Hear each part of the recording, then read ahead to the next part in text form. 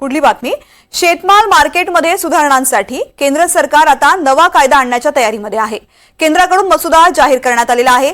दिल्लीमध्ये शेतकरी आंदोलनाची धग पेटलेली असतानाच केंद्रानं शेतीमाल बाजार व्यवस्थेमध्ये सुधारणा करण्यासाठी एक कायदा आणण्याची तयारी केली आहे। National policy framework on agricultural marketing अर्थात शेतीमाल विपणन राष्ट्रीय धोरण मसुदा केंद्रानं आणलेला आहे। या मसुद्यावरती सूचनाही मागवण्यात आल्या। राहुल कुलकर्णी माझे सहकारी आपल्या सोबत आहेत। राहुल, केंद्राकडून मसुदा जाहीर करण्यात आलेला आहे आणि या दिल्लीच्या मध्ये जे आंदोलन सुरू आहे शेतकऱ्यांचं, त्यानुसार आता ती पेटलेली धग शमवण्याचा प्रयत्न कुठेतरी केंद्राकडून केला जातो असं दिसतंय।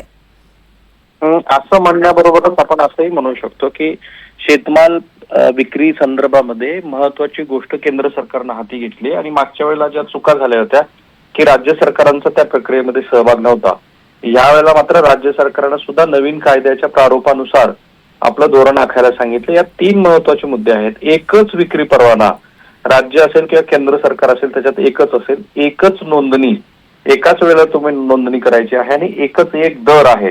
तर ही गोष्ट शेतकऱ्यांच्या दृष्टीने अत्यंत महत्वाची ठरू शकते, कारण भविष्यामध्ये अशा पद्धतीनं शेतमाल मार्केटिंग मध्ये सुधारणा जर केली तर महाराष्ट्रातला शेतकरी हा हरियाणातल्या बाजारपेठेमध्ये किंवा अगदी केरळ मधल्या सुद्धा बाजारपेठेमध्ये आपला शेतमाल विकू शकेल।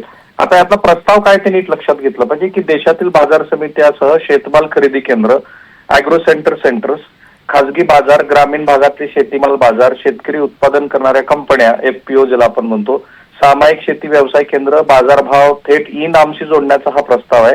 देशात सध्या 700 थेट विक्री बाजार केंद्र आहेत।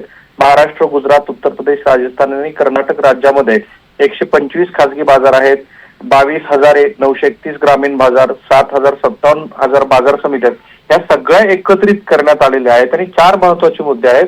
हे कशासाठी केंद्र सरकार करणार आहे तर शेतकऱ्याच्या मालाला चांगला भाव मिळावा यासाठी बाजारांची कार्यक्षमता वाढवायची आहे, शेतमाल बाजारामध्ये पारदर्शकता आणायची आहे, शेतकऱ्यांच्या मूल्य साखळीमध्ये मार्केटिंगचा विकास करायचा आहे। आता याचे ज्याला कोणाला काही सूचना करायच्या असतील त्यासाठीची मुदत हे 25 नोव्हेंबरला हा प्रस्तावित कायदा त्या संदर्भातल्या मसुदा जाहीर झालेला आहे।